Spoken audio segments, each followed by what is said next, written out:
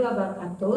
Yang terhormat dosen konsentrasi saya yaitu Dr. Abdul Rahman SPD MSI. Pada kesempatan kali ini saya akan mempresentasikan proposal saya dengan judul Analisis Faktor-faktor yang mempengaruhi penyerapan tenaga kerja perempuan di Kota Makassar. Sebelum lanjut, izinkan saya memperkenalkan diri. Perkenalkan, nama saya Nur Adilia Fajrianti, NIM 903119006. Konsentrasi Sumber Daya Manusia dan Ketenagakerjaan, Prodi Ilmu Ekonomi. Adapun pokok pembahasan dalam presentasi ini yaitu pendahuluan, kajian teori, dan metodologi penelitian. Langsung saja, pada bagian pendahuluan, peneliti dalam menulis proposal ini dilatar belakangi oleh berbagai masalah. Indonesia merupakan negara berkembang yang masih dalam tahap pembangunan. Pembangunan menjadi proses yang penting dalam suatu negara untuk mendorong pertumbuhan ekonomi. Pembangunan juga tidak lepas dari peran sumber daya manusia dari suatu negara yang akan membantu pengelolaan secara maksimal. Dalam pembangunan ekonomi Indonesia dihadapkan pada berbagai masalah, diantaranya kesempatan kerja. Dalam suatu proses pembangunan, masalah ketenagakerjaan dan pasar tenaga kerja masih menjadi perhatian pemerintah. Sebagai salah satu daerah yang sedang berkembang, Kota Makassar tidak lepas dari berbagai hambatan dan tantangan dalam pembangunan. Beberapa contoh masalah pembangunan yang ada di Kota Makassar seperti kemiskinan, pengangguran, dan rendahnya kualitas sumber daya manusia. Salah satu cara untuk mengatasi berbagai masalah tersebut adalah dengan mengupayakan peningkatan tenaga kerja yang harus dibarengi dengan kemampuan dan kualitas dari tenaga kerja itu sendiri. Tenaga kerja yang dimaksud dalam hal ini adalah semua yang termasuk dalam angkatan kerja, baik laki-laki maupun perempuan. Namun, dalam beberapa fenomena yang terjadi dalam dunia kerja, laki-laki mendominasi sebagai pekerja dibandingkan dengan perempuan, dikarenakan faktor kultural yang melekat pada perempuan sedari dulu. Perempuan dewasa ditempatkan pada dua pilihan yang membuat mereka harus memilih antara bekerja atau menjalankan kewajibannya sebagai ibu rumah tangga. Sulitnya membagi waktu membuat perempuan memilih untuk meninggalkan pekerjaannya, sehingga partisipasi perempuan dalam bekerja lebih rendah dibandingkan laki-laki. Namun, pemberian kesempatan kerja yang baik harus merata kepada perempuan maupun laki-laki dalam pekerjaan sangat diperlukan. Berdasarkan data publikasi BPS, rata-rata lama sekolah perempuan dan upah minimum di Kota Makassar yang setiap tahunnya mengalami peningkatan. Peningkatan ini juga diikuti oleh PDRB yang cenderung meningkat setiap tahunnya. Namun, faktanya peningkatan tersebut belum memberikan dampak yang berarti terhadap peningkatan partisipasi angkatan kerja, khususnya perempuan yang ditandai dengan penurunan tingkat partisipasi angkatan kerja perempuan.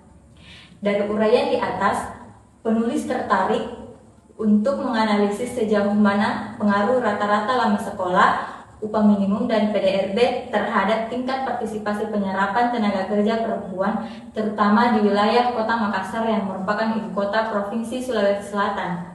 Oleh karena itu, penulis mengangkat judul Analisis Faktor-faktor yang mempengaruhi penyerapan tenaga kerja perempuan di Kota Makassar. Selanjutnya, peneliti juga memfokuskan variabel-variabel penelitian, yaitu pendidikan, upah minimum, dan PDRB Kota Makassar. Bagian kedua, kajian teori. Grand teori yang digunakan dalam penelitian ini adalah tenaga kerja atau labor, yang dimana tenaga kerja didefinisikan sebagai penduduk berumur 10 tahun atau lebih yang bekerja, mencari pekerjaan, dan sedang melakukan kegiatan lain seperti sekolah maupun mengurus rumah tangga dan penerima pendapatan. Pujolwanto 2014. Dikatakan tenaga kerja bila mereka melakukan pekerjaan dengan maksud memperoleh atau membantu memperoleh pendapatan atau keuntungan, dan lamanya bekerja paling sedikit 1 jam secara kontinu selama seminggu yang lalu. Sedangkan menurut Undang-Undang Nomor 13 Tahun 2003 Bab 1 Ayat 2 disebutkan bahwa tenaga kerja adalah setiap orang yang mampu melakukan pekerjaan guna menghasilkan barang dan atau jasa, baik untuk memenuhi kebutuhan sendiri maupun untuk masyarakat. Tenaga kerja dibagi menjadi dua, yaitu yang pertama angkatan kerja atau labor force adalah penduduk yang bekerja dan yang tidak bekerja tetapi siap untuk mencari kerja, yang disebut sebagai usia produktif yang usia kerja 15 tahun dan lebih. Yang kedua, bukan angkatan kerja adalah penduduk yang dalam usia kerja tetapi tidak bekerja. Mereka yang masih sekolah, ibu rumah tangga, serta lanjut usia dengan usia kerja 15 tahun dan lebih. Tenaga kerja dalam Islam memandang arti pentingnya dalam penciptaan kekayaan. Islam telah menaruh perhatian yang besar terhadap tenaga kerja. Al-Quran kitab suci Islam mengajarkan prinsip mendasar mengenai tenaga kerja. Dalam Al-Quran menyatakan wa alaisa lil insa illa ma sa, yang artinya dan bahwasanya seorang manusia hanya memperoleh apa yang telah diusahakannya. Quran surah An-Najm ayat 39. Dalam ayat ini dijelaskan tidak ada jalan yang mudah untuk menuju kesuksesan. Jalan menuju kesuksesan ialah melalui perjuangan dan usaha. Semakin keras orang bekerja, semakin tinggi juga imbalan yang akan mereka terima. Nabi Muhammad SAW bersabda bahwasanya Allah mencintai orang yang bekerja dan berjuang untuk memenuhi nafkahnya, dan mencari yang halal adalah kewajiban sesudah kewajiban utama. Adapun sekundari teori dalam penelitian ini adalah pendidikan, upah, dan PDRB. Menurut teori, human capital memiliki asumsi bahwa pendidikan merupakan investasi sumber daya manusia yang dapat bermanfaat. Pendidikan yang ditempuh oleh seseorang akan meningkatkan kemampuan serta kesempatan seseorang untuk memperoleh pekerjaan. Perusahaan memiliki standar pendidikan tersendiri untuk tenaga kerja yang akan diserap. Dengan meraih pendidikan tinggi, maka seseorang akan memenuhi standar pendidikan suatu perusahaan. Kemudian, menurut Undang-Undang tentang Ketenagakerjaan Nomor 13 Tahun 2003, pengertian upah merupakan hak pekerja atau buruh yang diterima dan dinyatakan dalam bentuk uang sebagai imbalan dari pengusaha atau pemberi kerja kepada pekerja atau buruh yang ditetapkan dan dibayarkan menurut suatu perjanjian kerja, kesepakatan atau peraturan perundang-undangan, termasuk tunjangan bagi pekerja atau buruh dan keluarganya atas suatu pekerjaan dan atau jasa yang telah atau akan dilakukan. Sesuai ketentuan yang berlaku bahwa pemberian upah terhadap tenaga kerja tidak boleh membayar di bawah upah minimum yang berlaku. Kemudian, adapun pengertian dari PDRB yaitu total nilai tambah atas barang serta jasa yang dihasilkan di suatu daerah dalam jangka waktu tertentu. Pertumbuhan ekonomi yang maju di suatu daerah dapat dilihat dari meningkatnya PDRB di daerah tersebut, di mana pertumbuhan ekonomi merupakan gambaran dari besarnya perkembangan perekonomian di tahun tertentu dibandingkan dengan tahun sebelumnya. Hubungan PDRB terhadap penyerapan tenaga kerja, peningkatan output yang dihasilkan oleh perusahaan akan meningkatkan kesempatan kerja untuk para pekerja, sedangkan peningkatan jumlah output akan tercapai apabila input tenaga kerja dinaikkan. Dalam perekonomian, permintaan pada barang dan jasa dapat mempengaruhi tingkat output yang dihasilkan. Hal itu dapat diraih dengan menambah kesempatan kerja. Kemudian yaitu kerangka berpikir. Dalam penelitian ini, variabel yang diduga berpengaruh terhadap Y atau penyerapan tenaga kerja ialah X1 tingkat pendidikan dan X2 adalah upah minimum, kemudian X3 adalah PDRB. Pertumbuhan penduduk yang tinggi menyebabkan semakin bertambahnya jumlah angkatan kerja tetapi tidak diimbangi dengan jumlah lapangan yang tersedia.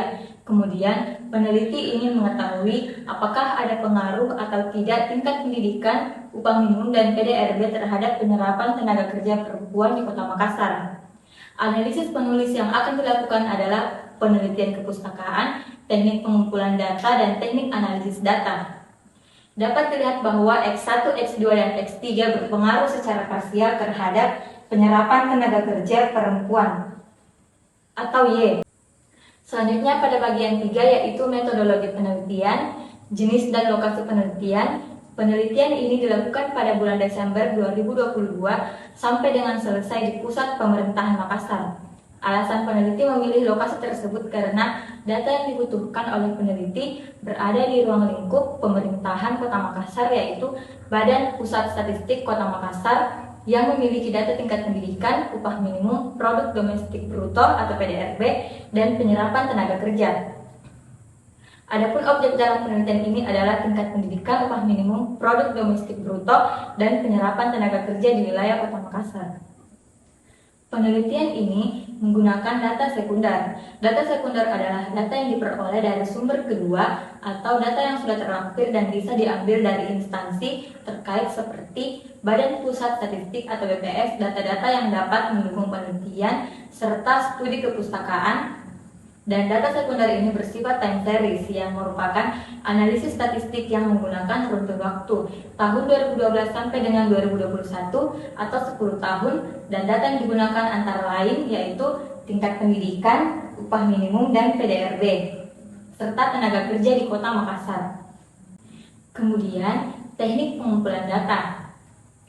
Untuk mengetahui data yang dibutuhkan pada penelitian ini, maka dilakukan dengan cara yang pertama, studi literatur, yaitu dengan mempelajari teori-teori berbagai literatur yang berkaitan dengan permasalahan yang diteliti, baik dari buku, artikel, jurnal, atau sumber lainnya.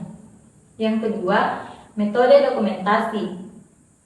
Metode dokumentasi adalah pengumpulan berbagai data dan informasi yang diperoleh dari hasil publikasi suatu lembaga, dinas, atau instansi terkait, misalnya Badan Pusat Statistik dan hasil penelitian terdahulu, kemudian dipublikasikan secara umum dengan model tertulis atau dokumen dari situs website instansi tersebut.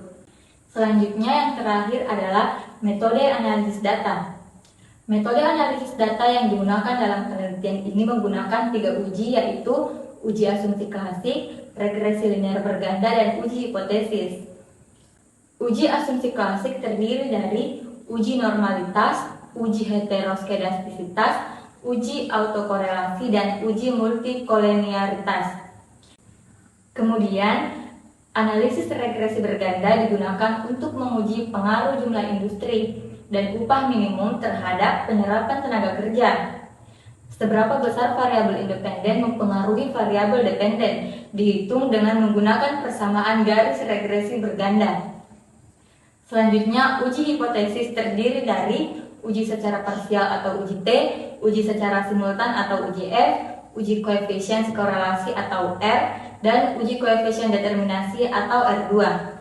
Sekian dari saya. Assalamualaikum warahmatullahi wabarakatuh.